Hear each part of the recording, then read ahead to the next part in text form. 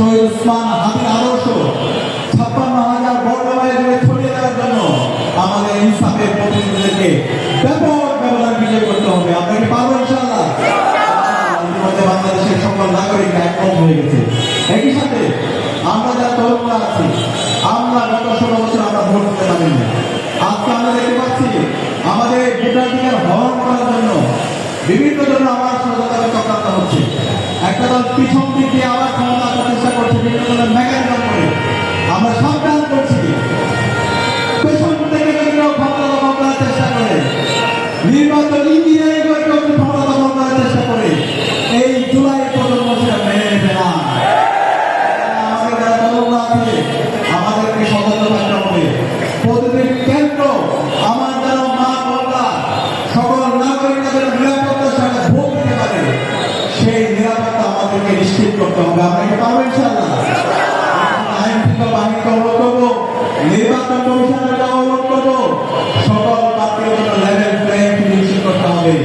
কোন দলকে যদি আপনারা বিশুদ্ধ দিতে চান, কোন দলকে যদি আপনি পেছন দিকে ক্ষমতা নিয়ে আসতে চান, তাহলে বাংলাদেশের জুলাই প্রজন্ম মেনে নেবে না।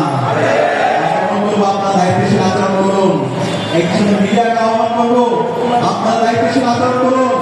মিডিয়া প্রপাগান্ডা চুল না হয়, ফেস্টিভ্যালে আমরা দেখতে পেয়েছি মিডিয়া নামে হলুদ সাংবাদিকতা, সেই সাংবাদিকতা আমরা বরদাস্ত করবো না। আমরা আশা রাখবো মিডিয়া আইন শৃঙ্খলা বাহিনী নির্বাচন করবো, সবাই দায়িত্বশীল আচরণ করবে ইনশাআল্লাহ। একই সাথে আমাদের পার্টির মধ্যে আপনাদেরকে নিয়ে তার সম্পর্কে বলেছেন। আমি বিশ্বাস করি বাংলাদেশ জামাত ইসলামের নেতৃত্বে যে ঐক্যবদ্ধ বাংলাদেশ যে জোট হয়েছে এবং যে প্রার্থীরা হয়েছে, ইনশাআল্লাহ আপনাদের সমর্থন পেয়ে আপনাদের সেবা করার সুযোগ পেলে 1 বছরের মধ্যে বাংলাদেশের চিত্র পরিবর্তন করে দেবে ইনশাআল্লাহ।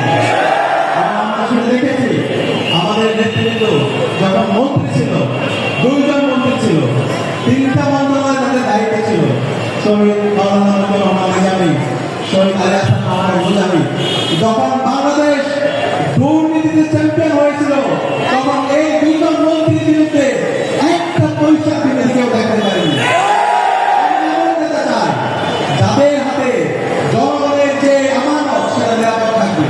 আমি কথা বলছি আপনাদের নেতা ঢাকা 4 আসনের মাত্র মানুষের নেতা সৈয়দ জয়নুল আবেদিন ভাই, আল্লাহ রহমতে আপনাদের ম্যান্ডেটে বিজয় হওয়া আশা করে আপনাদের একটা পয়সাও মেরে খাবে না ইনশাআল্লাহ।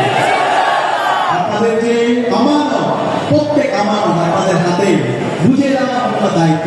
আপনাদের সেবক হবে, আপনাদের নেতা হবে না ইনশাআল্লাহ। আপনারা কি পাবেন আপনাদের এই মানবিক নেতা সৈয়দ জয়নুল আবেদিন ভাইকে আগামী 12 ফেব্রুয়ারি ব্যাপক ব্যবধানে বিজয় করতে ইনশাআল্লাহ। ইতিমধ্যে আমার মা খালার হাত ধরেছে, আমি বিশ্বাস করি ইনশাআল্লাহ সম্ভব।